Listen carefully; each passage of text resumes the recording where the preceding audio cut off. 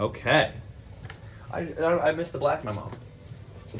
Oh, you guys are so close. I should go in the middle because Black. now we're on this slump. 90% of the time. But we can't. Can't. This sit is next to true. it. This is We true. can't sit next Size. to it. Yeah. Size. Because of size what?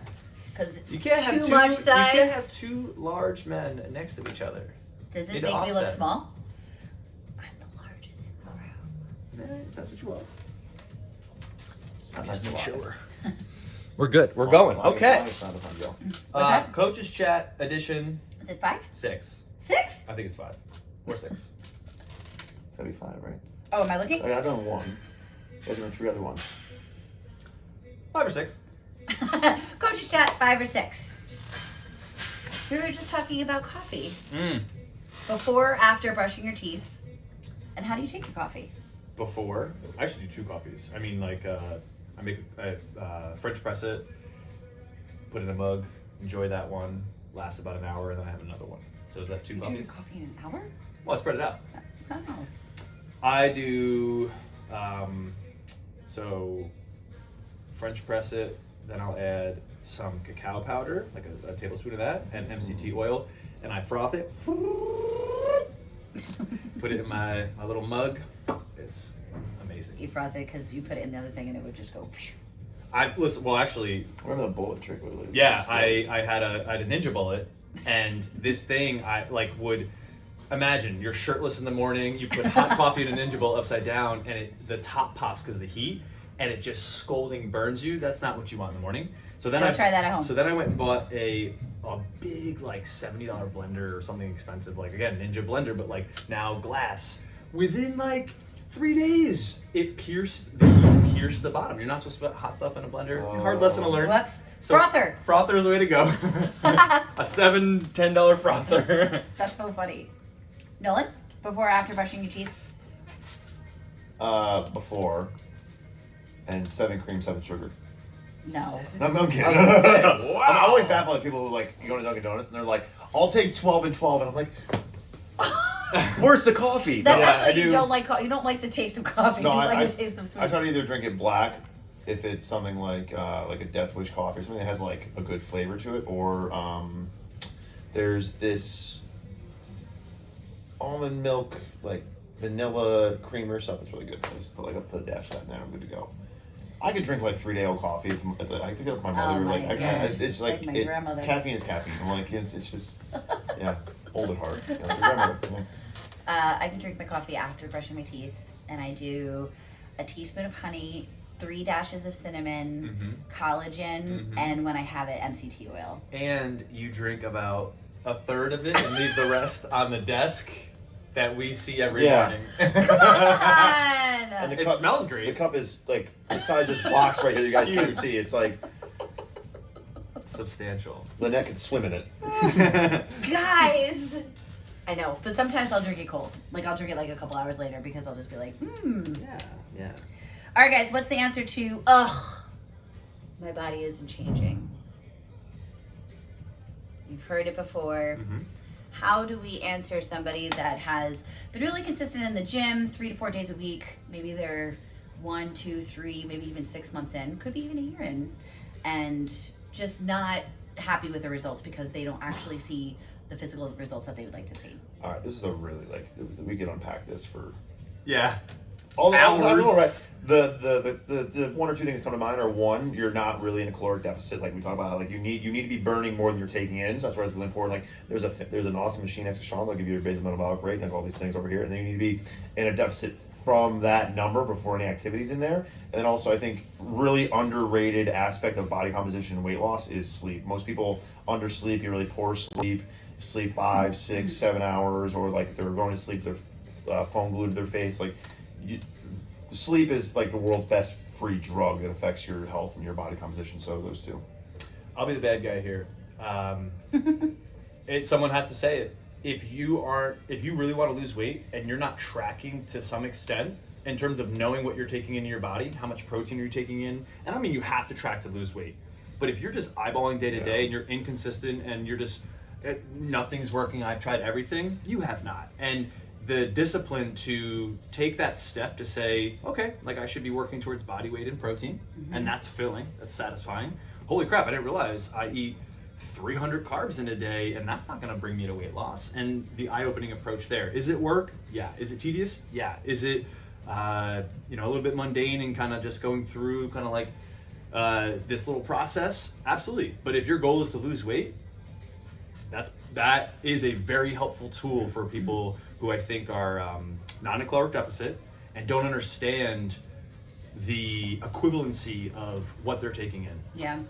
I'm going to go a little bit mindset, and this might make me the bad guy too, but I think that we've all met with people or, folks that are not willing to change or rewire their mindset around old habits and new things. Example, maybe especially my ladies, and I've been there before, so I totally understand, thinking that eating less means weighing less, and can't conceptualize we need to get in more to see the results that we want. So our metabolism starts to rev up, so we're not holding on to body fat and losing muscle because we're eating way too less. So just getting rid of old habits and introducing new ones and being open to them, because a lot of the times it can be we can give tools, and it'd be no way, I'm not doing that. I'm not eating more than this. I'm not changing this. And so a little bit of mindset as well. Absolutely. Yeah. What was your worst haircut? Really? I should just show you my. Oh my God, you said. I should show you I probably had my school photos. I probably had a mohawk when I was 12. Really? I can't do a whole lot with this hair. I was gonna say, I It's feel like not- you've kind of had that same haircut. Yeah, no, this has been the same haircut forever. But there was probably a point, 'cause at one point, I had glasses. I probably had the mohawk at some point. Yeah. Nice. I'll have to get the photo, and it would be so cool if we had the technology to insert it at this moment. Yeah. I remember in 6th grade, Nolan, you'll get a kick out of this. 6th grade, I had a Stone Cold Steve Austin shirt, so this 316 shirt. And bless my heart, love you, Mom, but she gave me the worst haircut. I had a bowl cut, but it was uneven. So I had really long hair in the front, but it was and I have this big, cheesy, fake forced smile, and this hair that is just a hot mess. Oh man. I go long hair, very, very short hair. Oh yeah, I did very close shaving to my head. But when I was little, I wanted short hair. And I'm almost positive my dad took me to his barber shop and they gave me a very boyish haircut. Back then, it's very different than 2022, I remember they'd be like, look at this cute little boy. And I was like, I'm a girl. So back to the gym, we're about to enter retest week, which is exciting. Looking at all the hard work after all these couple weeks. What's a good mindset to go into this? Knowing yourself, knowing what's coming, the expectations around it. What would you say is a good mindset to give these guys some insight on what's to come? Yeah, I'll kick this one off. I'm sorry. You're not defined, you, the person, whether it's your progress, yourself, by whether you improve on a particular test. We're going to have a multitude of days, a full week of retesting, and it's very likely that some are going to have dramatical improvements in weights or times, and some we may not. Some we might be consistent, some we might have an off night with sleep, stress, eating, you name it, and we don't perform our best, all right? So going in with the mindset of if and when we do improve, I think this is something I'm guilty of, and I'm sure you guys can be as well, and I know our people are. Take a moment to own the appreciation of betterment that it took to get there, whether that's 5 pounds, whether that's a second, a minute, whatever it is of improvement. Take a moment to just smile, lean into, you just worked your tail off for 9-10 weeks, whatever that looked like, and you made strides of progress. Awesome. The other side is if you have a backslide, whether you were consistent or maybe you did not perform to your old score, load, whatever it is, do some, what could have led to that? And give yourself grace. Not every day is going to be a home run. Sometimes you're going to strike out and be like, hey, that's okay. You live to fight another day, and it doesn't define you, the person. That's where I would go. Yeah.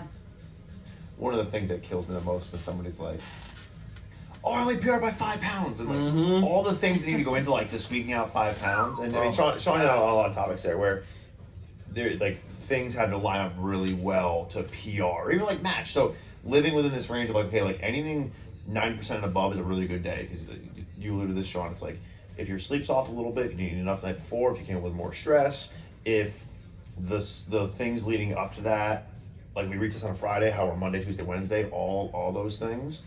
I've been better about this, like looking at it's one day in the journey. Me and Sean were just joking last week. I think, probably over the course of 11 years, you work out 5 days a week. Like, we've probably worked out 10,000 times. As that math. Yeah, so it's like, it's one workout in a span of. It's a drop in a bucket. Yeah, a drop in the bucket. So it's all part of the journey. And your worth is not tied to one 5 rep max back squat. Like your partner is gonna love you less because you didn't squat 10 pounds over your max. And to add, because I love where you're going, and maybe this is something you were gonna go, and not in comparison to your peers. If you have a hot day and I don't, like I wanna raise your joy, be like, oh, amazing, dude. Like I'm happy for you, not pouty that you PR'd by 5, 10, whatever it is, or bested your time, and I'm over here and I had an off day or not my best. Like, that's okay, and still be happy for your peers, your friends, your comrades, and not be like, well, you did better, they did better, and I should have done better, and just like ruin the experience that you're supposed to have. Yeah, I think go ahead. Coulda, woulda, shoulda. I think I'll double down on both of that. I see, I used to be like this, and I work very hard to like pull away from that. Is the emotion attached to it? It's hard. Why would you I shouldn't say why would you, but when we see it ruin someone's day or mood, or that's we just tried to encourage, like, you came in here and you did the work, and even if you come in here and you're like, oh man, I had a bad night, had a stressful morning, work thinness, whatever it is, the fact that you came in here, you showed up and you did it, it should be like, because it's very easy to be like, you know what, I'm gonna skip. Well, to kind of go from that, where we're very fit and strong humans, where do you feel in your life could you be lazy? All right, no judgment. No judgment. Sometimes this typically happens, like, so I'll do when I do laundry, it's like at nighttime, and I will of course have the pillowcase in there. So I'm so tired that instead of putting the pillow, because it's a nice performance sleep pillow, it's dense, right? It fits right snug in that case. I could be so lazy that instead of putting the pillow back in the pillowcase, I just drape the pillowcase on top. And I leave it like that until it's time to wash it again a few days later. Like I didn't ever. Every few days you wash it? I would say for like 5 to 6 days. Oh, yeah. So I'm not that frequent. No judgment. No judgment. No judgment. Yeah, I'm with you, Sean. Where like the stuff that takes like little to no time, I'm kind of like, whatever. Yeah. Emily will kill me, but like laundry stays in the basket for weeks on end. Absolutely. Yeah, just. I think that's it. If you could take one of those lazy tasks and like never have to do it again, like you were like, just think it and it's done, what would it be? I mean, I enjoy dishes, so I would keep those. You keep dishes. I keep dishes. So if you'd like blink like your laundry was folded, done, would that be your thing? That would be cool. I mean, if you gave me some options here, because I mean, I would do dishes. You would get rid of dishes? Get rid of dishes. Dishes are like very therapeutic for me. That's how I feel. I put on like a music or podcast, and I don't know. I think it's like task accomplishment. Like, I mean, I guess you could say the same for laundry, but I don't feel that way with laundry. See, I'll usually go in the room and I'll put something like a podcast on, or like some like watch something on my But laptop. I've seen how you do laundry. You've even sent me a photo. You sent us a photo where like Abby does like 3 days worth of laundry, and it's like the whole couch is full of all these clothes. Oh, that's and me you're too. Like I do. I can't bed, do that stay on anymore, the bed, though. Oh my lord! Yeah, I just it's just like yeah. What did I send it over again? There was like single behavior versus like living with somebody behavior.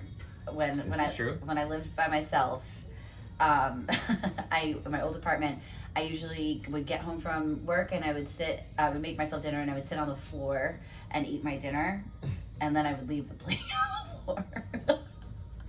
I would just like leave it there. Good on you for transitioning away from those and incorporating some good healthy habits now that you and Gordy live together. Poor Gordy.